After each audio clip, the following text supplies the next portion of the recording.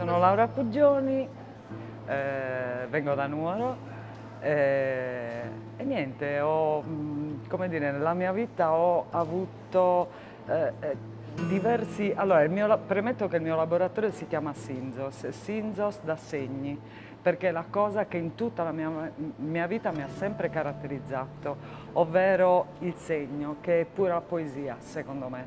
Perché in un singolo segno c'è tutto. Quindi ho preso tante deviazioni, però poi sono arrivata ad aprire il mio laboratorio, che ovvero è Synzos. Le cose che faccio sicuramente si caratterizzano nel fatto che proprio amando la pittura, il disegno, l'incisione, l'acquaforte, prendo molto spunto da tutti questi aspetti e li trasferisco nella materia ceramica.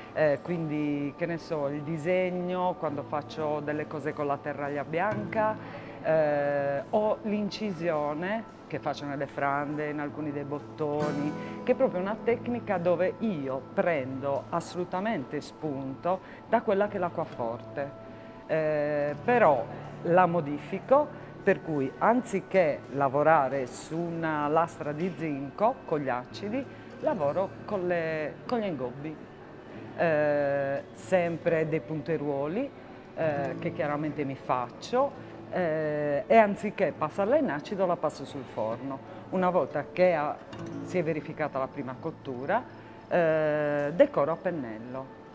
Tutto qua.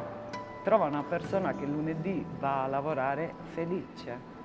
Cioè, io sono felice. Cioè, è quello che ho sempre sognato. E devo in questo ringraziare sicuramente i miei genitori che mi hanno permesso di studiare e di fare questo lavoro.